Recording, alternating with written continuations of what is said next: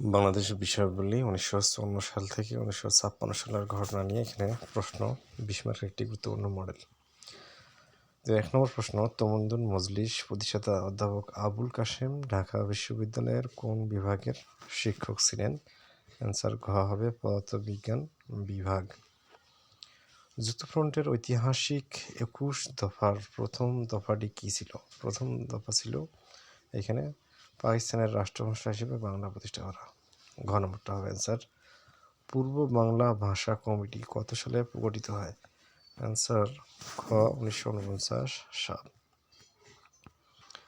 পূর্ব বাংলায় যুক্তফ্রন্টের বিজয়ের রূপকার ছিলেন কে? যুক্তফ্রন্টের বিজয়ের রূপকার এখানে সবগুলো একই, ফজলুল হক, হোসেন সৈয়দ সোহরাওয়ার্দী, আব্দুল হামিদ খান ভাসানী সবাই। বাঙালি জাতির স্বাধীন রাষ্ট্র প্রতিষ্ঠার পটভূমি রচনা করেছিল কোন আন্দোলন? অ্যান্সার হচ্ছে খ ভাষা আন্দোলন। 1956 সালের শাসনতন্ত্রে পাকিস্তানকে কী ধরনের রাষ্ট্র ঘোষণা করা হয়? 1956 সালে ধর্মনিরপেক্ষ, ইসলামী প্রজাতন্ত্র, সমাজতান্ত্রিক, রাজতান্ত্রিক।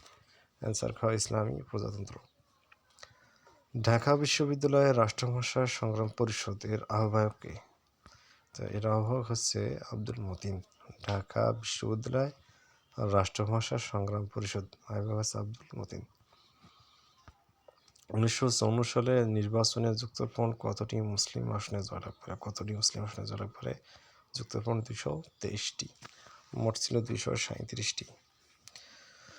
এখন 9 নম্বর হচ্ছে Urdu and Urdu along shall be the state language of Pakistan.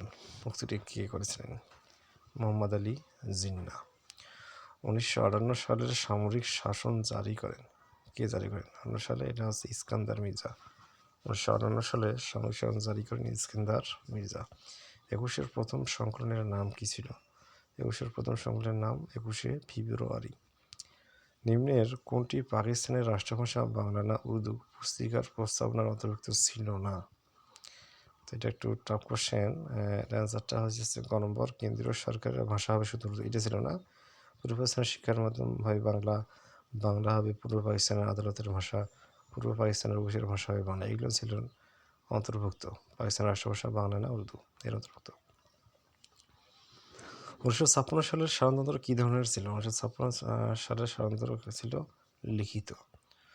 Bangla ভাষাকে পাকিস্তান জাতীয় পরিষদ রাষ্ট্রভাষা হিসেবে সাংবিধানিক স্বীকৃতি দেয় কত সালে? এটা সাংবিধানিক যে স্বীকৃতি সেটা হচ্ছে 1956 সাল।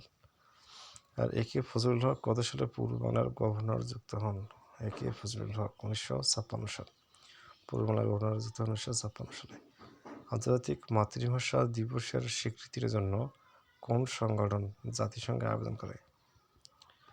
এটা হচ্ছে mother language lovers of the world, এই সংগঠন। যুক্তফ্রন্ট মন্ত্রিসভায় স্থায়ী কত ছিল? এটা ছিল 56 দিন। বাংলাদেশের বাহিরের প্রথম কোথায় শহীদ মিনার স্থাপিত হয়? প্রথম কোথায়? এটা ছিল 50তম বিসিএসের একটা কোশ্চেন। এটা ছিল লন্ডন। মৌলিক গণতন্ত্র প্রবর্তনের আদেশ জারি করা হয় কত সালে?